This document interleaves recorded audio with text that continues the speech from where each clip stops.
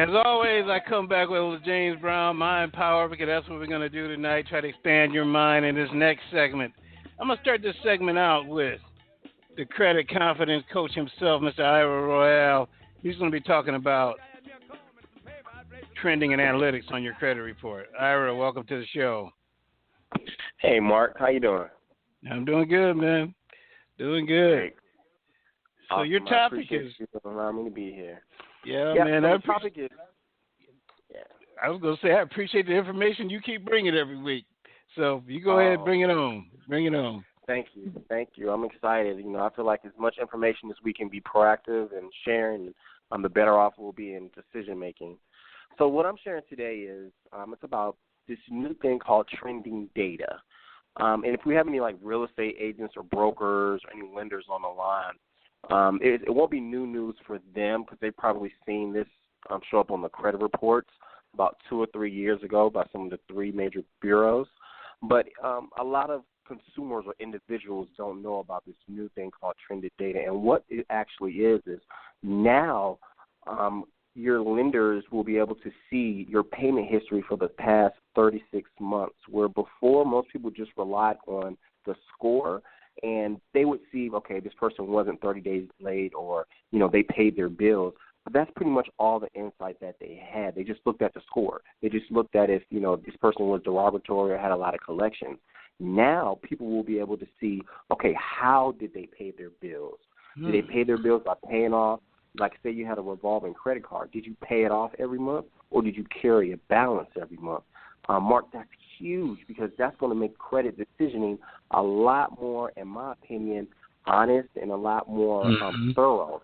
Because before you had 2 people with a 750, you wouldn't know which one, just had a balance. They might have a $5,000 credit card maxed out every month and just paid the minimum payment.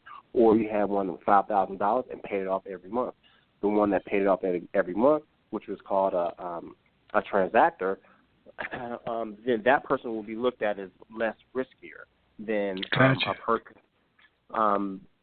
So that person is a revolver, and they're the ones that carry the high balances and just pay the minimums every month. Or the transactor, which would, they pay it off every month.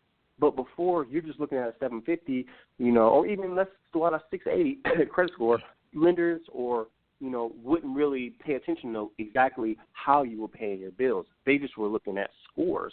They knew in their calculations if you had a score that was above 650, and you were approved for this type of loan. But now we saw last fall, Freddie and Fannie, they recommended, using trended analytics for their mortgage loans. That's going to be huge because we all know in 1995 when Fannie Mae and Freddie endorsed FICO, we saw consumer lending go through the roof. Everybody kind of jumped on the bandwagon and said, okay, everybody has to use FICO now. Freddie and Fannie in 95 endorsed it. I think we're going to see something like that happen again. They're using trending data. I think we're going to see auto industry using trending data. I think we're going to start seeing the banks using trending data.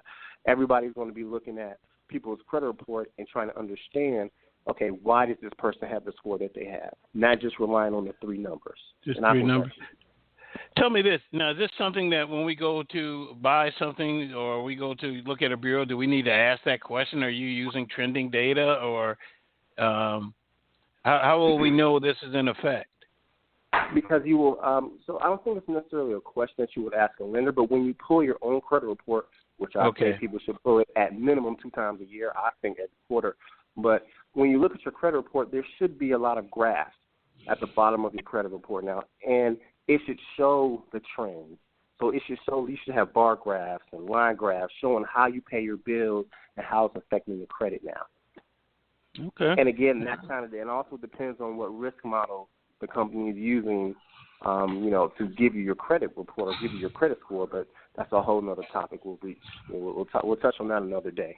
But I guess my main point is saying that knowledge is power, and I think we're seeing VantageScore, which is competing against FICO score now. They have about 66 million users, I believe. Before, we only had FICO. Everybody, FICO, it was a monopoly. FICO ruled the world. Now we're seeing VantageScore creep up. They're a legitimate company. They're out of their whole litigation mess they're in with the bureaus. and Fair Isaac Corporation, now they're starting to compete. More people are starting to talk about the Vantage score, and that's always a good thing. Now I think you're going to start seeing lenders have options. You know, they want risk scores for people who might not traditionally just have credit-based accounts. Maybe they want to, add in people who paid a apartment bill or a utility bill or a cell phone bill, and they want to see what type of positive payment history those individuals have. So I think that's a good thing to compete. So if people have questions about this and other things about credit, how do they reach out to you? You can reach out to me. You can go to www.creditconcepts.com. You can email me at ira@creditconcepts. That's with a K, KREDITCONCEPTS.com. So ira@creditconcepts.com. Or you can give me a call. That number is 44803-2747. All right, man. Thanks for coming out, man. I appreciate it. Thanks for having me, Mark. All right, man. All right.